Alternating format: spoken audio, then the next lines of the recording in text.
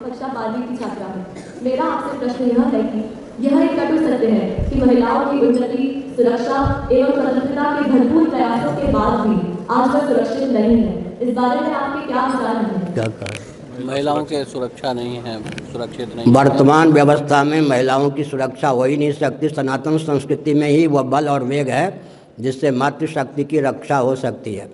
मातृदेवो भव सिद्धांत हमारा है। भगवान को भी हम पहले माता कहकर संबोधित करते हैं, त्वमेव माता। 10 महाविद्या में कुमारी कन्या भी हैं, विवाहिता भी हैं, विधवा भी हैं, तीनों को आराध्या माना गया है।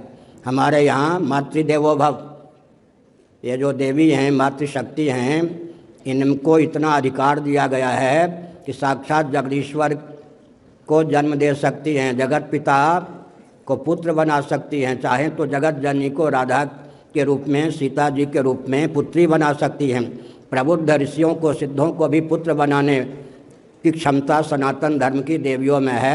ऐसी स्थिति में केवल अर्थ और काम की पिटारी के रूप में जब मातृशक्ति को देखा गया, समाचार पत्रों के माध्यम से, सिनेमा के माध्यम से, हर प्रकार से इनके अंग प्रत्यंग के वो आकर्षक बनाकर इनके प्रति, जैसे आग के प्रति पतंगे टूट पड़ते हैं, मनुष्यों की भावना उत्तेजित की गई। आधुनिक व्यवस्था की देन है। हमारे यहाँ तो पहले विचार कीजिए, 2 उदाहरण देता हूँ। आर्षभ प्रणीत हमारे यहाँ 2 इतिहास हैं। एक वाल्मीकि महर्षि ब्रह्मर्षि के द्वारा प्रणीत वाल्मीकि रामायण, उसमें एक विश्व युद्ध का वर्णन किसके कारण है जी? अयोनिजा भूमिजा भगवती सीता के शील पर प्रहार करने का, कटाक्ष करने का प्रयास किया रावण ने। हमने उसको कुल कुटुंब के सहित मरवाने का मार्ग प्रशस्त किया। एक देवी के शील पर अगर कोई कटाक्ष करता है, हम सनातन वैदिक आर्य क्या करते हैं? विश्व युद्ध को मोल लेते हैं। एक विश्व युद्ध का वर्णन है महाभारत में। अयोनिजा भूमिजा स्वर्ग लक्ष्मी स्वरूपा द्रौपदी के शील पर घर के देवरों ने कटाक्ष करने का प्रयास किया। भगवान श्री कृष्ण ने, वेदव्यास जी ने, मैत्रेय जी ने, उस समय के ऋषियों ने कहा गाजर मूली की तरह दुर्योधन आदि को काट डालो। 2 विश्व युद्ध हमने एक देवी के शील की रक्षा के लिए किया। हमारी संस्कृति यह कहती है। इसलिए हमारे यहाँ मातृदेवो भव, शंकराचार्य महाभाग का जन्म भी माता के गर्भ से हुआ था। हमारा जन्म भी माता के गर्भ से हुआ है। छोटी कन्या भी हो तो कुमारी कन्या की हमारे यहाँ पूजा होती है। जहाँ मातृशक्ति का सम्मान होता है वहाँ देवी देवता रिझते हैं। इसलिए हमने संकेत किया, एकं ज्योतिरभूद्वेधा राधा माधव रूपकम। एक ही भगवान मनुष्य रूपा के रूप में, सीता के रूप में, राम के रूप में, कृष्ण के रूप में, राधा के रूप में व्यक्त होते हैं। मातृशक्ति का जो तिरस्कार हो रहा है वर्तमान विधा से, अर्थ और काम के है पिटारी के रूप में मातृशक्ति को देखा जाता है। हमारे यहाँ जगत जननी के रूप में देखा जाता है, पराचिति के रूप में देखा जाता है, आराध्या के रूप में देखा जाता है। हमारे पूज्य गुरुदेव स्वामी करपात्री जी महाभाग विश्व के मूर्धन्य विद्वान, तपस्वी, ब्रह्मवेत्ता, सर्वमान्य, कम्युनिस्ट भी उनके प्रति आस्था रखते थे। लेकिन वे नवरात्र के दिनों में स्वयं कुमारी कन्याओं का पूजन करते थे। हम लोग मातृशक्ति की आराधना करते हैं। इसलिए हमने संकेत किया कि माताओं के शील की रक्षा के लिए सनातन संस्कृति के अनुरूप व्यक्ति और परिवार की संरचना अपेक्षित है। हमारे यहाँ तो देवियों का पूरा सम्मान, 2 विश्व युद्ध हमने एक देवी के शील पर केवल कटाक्ष करने वालों को दंड देने के लिए मोल लिया। बाल सिंचित नहीं होंगे तब तक मैं बाल नहीं गूंथूंगी। भगवान श्री कृष्ण संधि कराने के लिए जा रहे थे। बहुत बढ़िया महाभारत जो गीता प्रेस से प्रकाशित है उसमें चित्र है।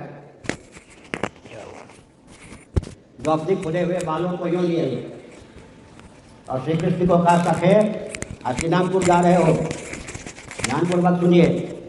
शांति दूत बनाकर ये 5 पांडव आपको भेज रहे हैं। इन खुले हुए बालों का क्या होगा? अगर आपने शांति दूत होकर युद्ध से पीछे हटने का मार्ग प्रशस्त किया तो सुन लीजिए, मेरे पेट से जो 5 पुत्र रत्न उत्पन्न हुए हैं उनको सैनिक बना दूंगी। सुभद्रा के पेट से उत्पन्न अभिमन्यु को सेनाध्यक्ष बना दूंगी। पांडवों के निर्णय को, श्री कृष्ण आपके निर्णय को न मान करके इन 6 के माध्यम से युद्ध की घोषणा कर दूंगी। ये द्रौपदी के उद्घाट। भगवान श्री कृष्ण ने कहा, संधि का प्रयास करूंगा लेकिन जो चाहती हो तुम उसी को होने दूंगा। तुम्हारे खुले हुए बाल दुशासन के रक्त से सिंचित होंगे, तुम प्रसन्न होगी। तुम्हारी प्रतिज्ञा का निर्वाह करना मेरा काम है। एक संकेत करता हूँ पूरे महाभारत का सारांश। भगवान लीला पूर्वक क्षत्रिय वंश में रामकृष्ण के रूप में उत्पन्न होते हैं। भगवान भी लीला पूर्वक 2 से डरते हैं, एक ब्राह्मण से और ब्राह्मणों से अधिक डरते हैं पतिव्रता देवी से। भगवान भी किसी का सबसे अधिक सम्मान करते हैं, भगवान भी लीलापूर्वक डरते हैं। तो किससे डरते हैं? पतिव्रता देवियों से। इसलिए मातृशक्ति सर्वोत्कृष्ट है। मातृशक्ति जन्म से ही आराध्या है। भोग की भूमि के रूप में, पिटारी के रूप में, अर्थ काम की पिटारी के रूप में इनको देखना कलुषित विचारधारा है। मैं किसी एक तंत्र का नाम नहीं लूँगा, 3 तलाक की चर्चा चल रही थी। उस तंत्र के बहुत महत्वपूर्ण व्यक्ति, ख्याति प्राप्त व्यक्ति ने कहा, आपके यहाँ मातृशक्ति का सम्मान होगा, हमारे यहाँ तो ये भोग की पिटारी मानी जाती है। हम कभी भी इनको मातृशक्ति के रूप में नहीं, सदा ही इनको भोग की पिटारी के रूप में देखते हैं। हमारी संस्कृति मातृदेवो भव की है। एक प्रश्न और।